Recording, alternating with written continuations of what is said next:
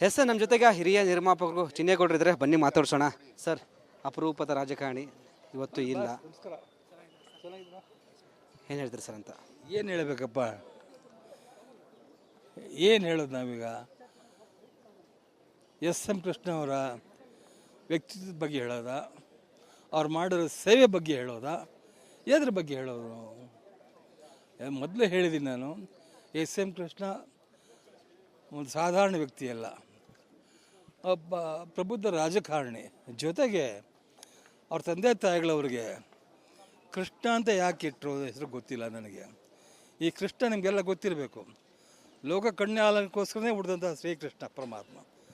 ಆ ಶ್ರೀಕೃಷ್ಣ ರೂಪದಲ್ಲೇ ಬಂದಂಥ ನಮ್ಮ ಎಂ ಕೃಷ್ಣ ಅವರು ನಮ್ಮ ರಾಜ್ಯದಲ್ಲಿ ಅನೇಕ ಕೆಲಸಗಳನ್ನ ಜನೋಪಕಾರಿ ಕೆಲಸ ಮಾಡಿದ್ದಾರೆ. ಎಲ್ಲಕ್ಕಿಂತ ಹೆಚ್ಚಾಗಿ ನಮ್ಮ ಯಾರ್ರೀ ಡಾಕ್ಟರ್ ರಾಜ್ಕುಮಾರ್ ಅವರು ಯಾರು ಕಂಡಿದ್ದೇನೆ ರೀ ಬರ್ತಾರೆ ಅಂತ ವಾಪಸ್ಸು, ಯಾರು ಗೊತ್ತಿಲ್ಲ ರೀ. ಅವತ್ತು ಕಿಡ್ನಾಪ್ ಮಾಡಿದಾಗ ನಮ್ಮಕ್ಕ ಗಾಜನೂರಿಂದ ಬಂದು ಸೀದಾ ನೇರವಾಗಿ ಎಂ ಕೃಷ್ಣ ಅವ್ರ ಮನೆಗೆ ಬಂದರು. ಅಲ್ಲಿ ಮನೆಗೆ ಹೋದಾಗ ಎಂ ಕೃಷ್ಣ ಅವರು ತೋರಿಸಿದಂಥ ಒಂದು ಮಾರ್ಗದರ್ಶನ, ಮೇಲಾಗಿ ನಮ್ಗೆ ನೀಡೋ ಸಾಂತ್ವನ, ಅಮ್ಮ ನೀವು ಧೈರ್ಯವಾಗಿರಿ, ಏನು ಆಗಲ್ಲ, ನಾನು ಹೇಗಾದ್ರು ಮಾಡಿ ಅವ್ರ ಆಚೆ ಕರ್ಕೊಂಬರೋದಕ್ಕೆ ಏನು ಬೇಕು ಅದೆಲ್ಲ ಮಾಡ್ತೀವಿ ಅಂತ ಹೇಳಿದರು. ಅದೇ ರೀತಿ ನಮ್ಮ ಬಾವನ್ನ, ನನ್ನ ತಮ್ಮ, ಆಮೇಲೆ ನಾಗಪ್ಪ, ಇನ್ನೊಬ್ಬ ನಮ್ಮ ಅಕ್ಕ, ನಮ್ಮ ರಿಲೇಷನ್ನು, ಅವರು ಎಲ್ಲರನ್ನೂ ಕೂಡ ಸುಲಲಿತವಾಗಿ ಬೆಳೆಸ್ಕೊಂಡು ಬಂದರು. ಇದಕ್ಕೆ ಎಂ ಕೃಷ್ಣ ಜೊತೆ ಒಳಗೆ ನಡುಮಾರದಂಥ ಒಬ್ಬರು ಇದ್ರು ಮಡ್ರಾಸಲ್ಲಿ, ಅವ್ರನ್ನೂ ಮರೆಯೋಂಗಿಲ್ಲ ನಾವು. ಅವರೆಲ್ಲರೂ ಸಹಾಯದಿಂದ ರಾಜ್ಕುಮಾರ್ ಬಂದರು. ರಾಜ್ಕುಮಾರ್ ಯಾರು ನಮ್ಮ ರಾಜ್ಕುಮಾರ್ ಬಂದರು, ಎಲ್ರಿಗೂ ಒಳ್ಳೆಯದಾಯಿತು. ಎಂ ಕೃಷ್ಣ ಅವ್ರನ್ನ ಹೇಳೋಂಗೆ ಇಲ್ಲ ರೀ, ಅವ್ರು ಎಂಥ ರಾಜಕಾರಣಿಯಿಂದ. ಇವತ್ತು ಬೆಳಗಿಂದ ನೋಡ್ತಾ ಇದ್ದೀವಿ, ಈ ಜನಸಾಗರ ನೋಡ್ತಾ ಇದ್ರಿ, ಸುಮ್ಮನೆ ಬರ್ತಾರಾ ಹೇಳಿಯಪ್ಪ ಅಲ್ವಾ? ಅವ್ರು ಮಾಡೋ ಸೇವೆ ಮಾತ್ರ ಉಳ್ಕೊಂಡಿದೆ, ಅದನ್ನು ಮರೆಯೋಕ್ಕಾಗಲ್ಲ. ಜೀವನ ಮನುಷ್ಯ ಹುಟ್ಟೋದಂತೂ ಸಹಜ, ಸಾವಿದೆಯಲ್ಲ ಇದು ಆಕಸ್ಮಿಕ ಹುಟ್ಬಿಡ್ತಾನೆ, ಹುಟ್ಟು ಬಂದೇ ಬರಬೇಕು, ಸಾವು ಬರಲೇ ಬಿಟ್ಟದ ಮೇಲೆ ಅಲ್ವಾ? ಅದರಿಂದ ಅವರು ಹೋಗಿದ್ದಾರೆ, ಅವರು ಇಲ್ಲ. ಅವ್ರ ನೆನಪಲ್ಲಿ ಮಾತ್ರ ನಾವು ನೀವು ಮಾತಾಡ್ತಾ ಇದ್ದೀವಿ.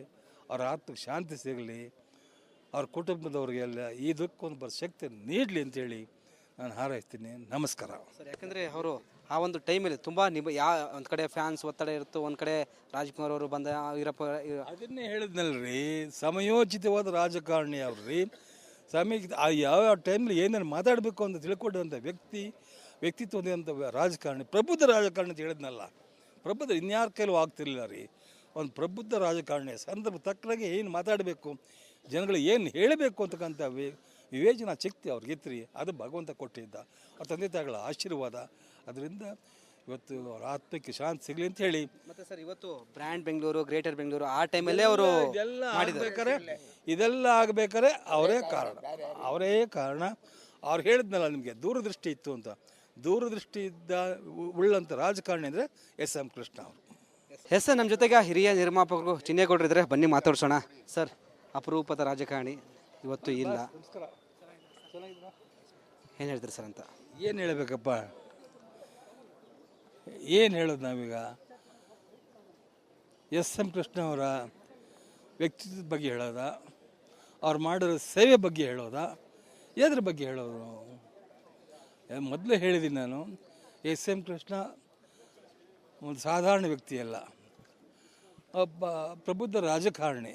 ಜೊತೆಗೆ ಅವ್ರ ತಂದೆ ತಾಯಿಗಳವ್ರಿಗೆ ಕೃಷ್ಣ ಅಂತ ಯಾಕೆ ಇಟ್ಟರು ಹೆಸರು ಗೊತ್ತಿಲ್ಲ ನನಗೆ. ಈ ಕೃಷ್ಣ ನಿಮಗೆಲ್ಲ ಗೊತ್ತಿರಬೇಕು, ಲೋಕ ಕಣ್ಯಾಲಕ್ಕೋಸ್ಕರನೇ ಹುಟ್ಟಿದಂಥ ಶ್ರೀಕೃಷ್ಣ ಪರಮಾತ್ಮ.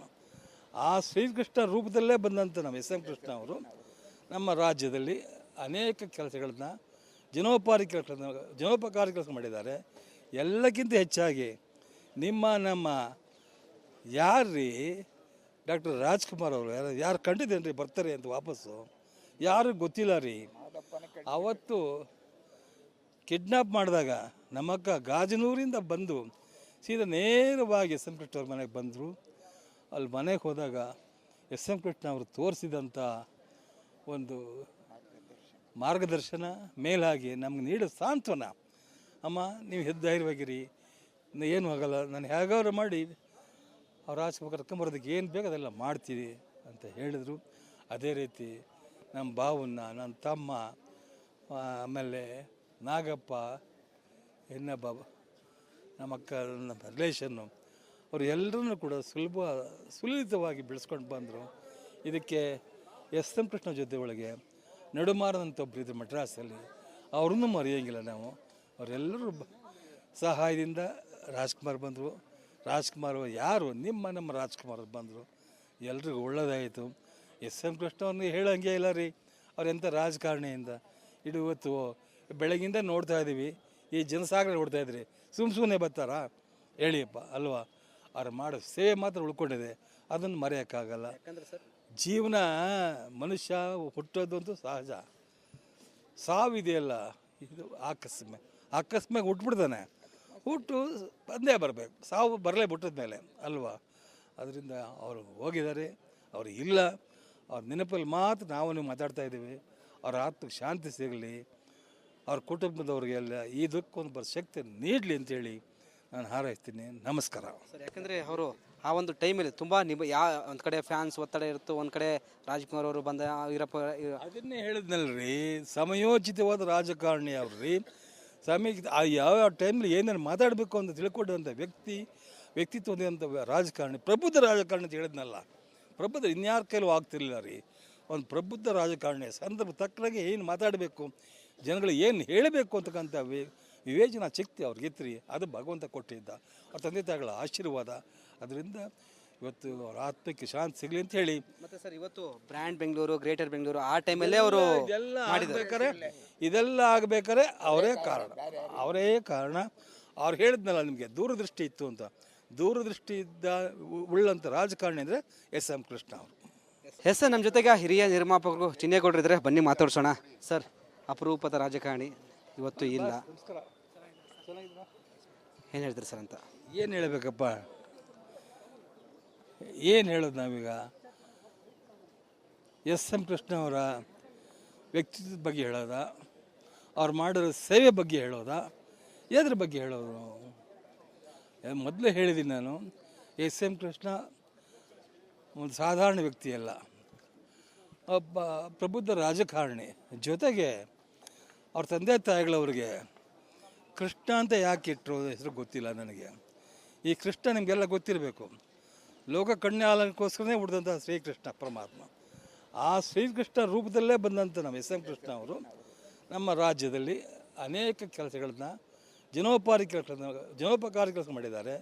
ಎಲ್ಲಕ್ಕಿಂತ ಹೆಚ್ಚಾಗಿ ನಮ್ಮ ಯಾರ್ರೀ ಡಾಕ್ಟರ್ ರಾಜ್ಕುಮಾರ್ ಅವರು ಯಾರು ಕಂಡಿದ್ದೇನೆ ರೀ ಬರ್ತಾರೆ ಅಂತ ವಾಪಸ್ಸು, ಯಾರು ಗೊತ್ತಿಲ್ಲ ರೀ. ಅವತ್ತು ಕಿಡ್ನಾಪ್ ಮಾಡಿದಾಗ ನಮ್ಮಕ್ಕ ಗಾಜನೂರಿಂದ ಬಂದು ಸೀದಾ ನೇರವಾಗಿ ಎಸ್ ಎಂ ಕೃಷ್ಣ ಅವ್ರ ಮನೆಗೆ ಬಂದರು.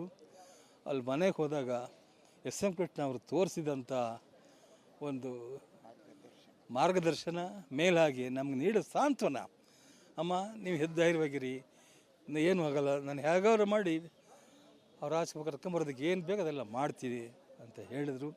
ಅದೇ ರೀತಿ ನಮ್ಮ ಬಾವನ್ನ, ನನ್ನ ತಮ್ಮ, ಆಮೇಲೆ ನಾಗಪ್ಪ, ಇನ್ನೊಬ್ಬ ನಮ್ಮ ಅಕ್ಕ, ನಮ್ಮ ರಿಲೇಷನ್ನು, ಅವರು ಎಲ್ಲರನ್ನೂ ಕೂಡ ಸುಲಲಿತವಾಗಿ ಬೆಳೆಸ್ಕೊಂಡು ಬಂದರು.